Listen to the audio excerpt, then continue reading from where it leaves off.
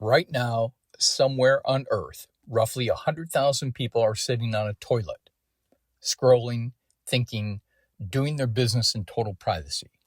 It feels timeless, it feels basic. But this humble porcelain throne took us 10,000 years, several plagues, and a shocking amount of human suffering to get right. This is the story of poop and the machine that finally dealt with it. For most of human history, taking a dump was a genuine gamble. You wandered off behind a bush, dropped trowel, and prayed nothing with teeth was watching. No walls, no paper, just you, the great outdoors, and a carefully selected leaf. And here's the thing. This was fine when we roamed in small bands.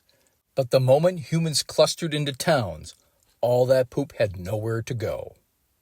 Suddenly, our waste wasn't a private matter, it was everybody's problem. The Romans, engineering geniuses that they were, decided pooping should be a team sport.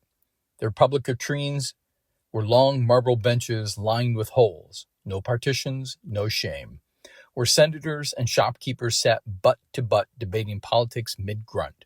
And for wiping, a communal sponge on a stick, shared by the entire room, rinsed in a bucket between users. The same sponge for everyone. Rome gave us roads, law, and the aqueduct, and also the single most cursed hygiene practice in recorded history.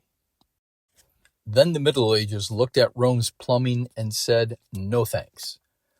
Castle dwellers used the garter robe, a stone closet jutting off the wall that dropped your business straight down into the moat. Nothing says power like a fortress ringed in your own filth.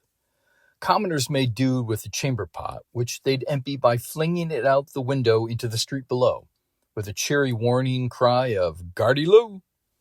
The streets ran with sewage, rivers became open toilets, and that little decision would come back to haunt everyone. The first flushing toilet arrived in 1596, invented by Sir John Harington, godson of Queen Elizabeth herself. It was mocked, ignored, and forgotten for nearly 200 years because humanity apparently wasn't ready to stop chucking crap out of windows. Then in 1775, a watchmaker named Alexander Cumming patented the real hero of this entire story, the S-bend. That simple curve of pipe traps a little water and seals off the sewer gas trying to crawl back up into your bathroom.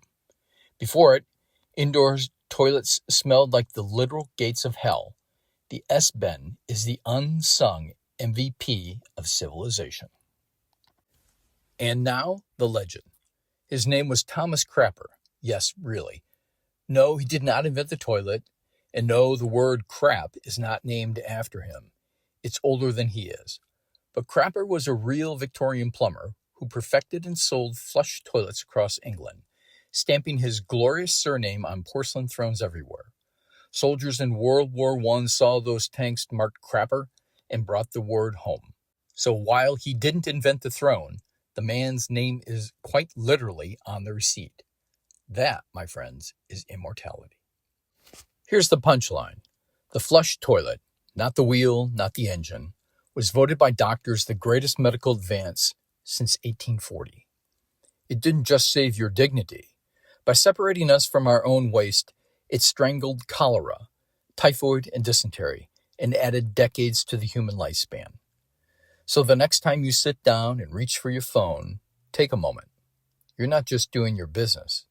You're sitting on one of the greatest inventions in human history. Flush with pride.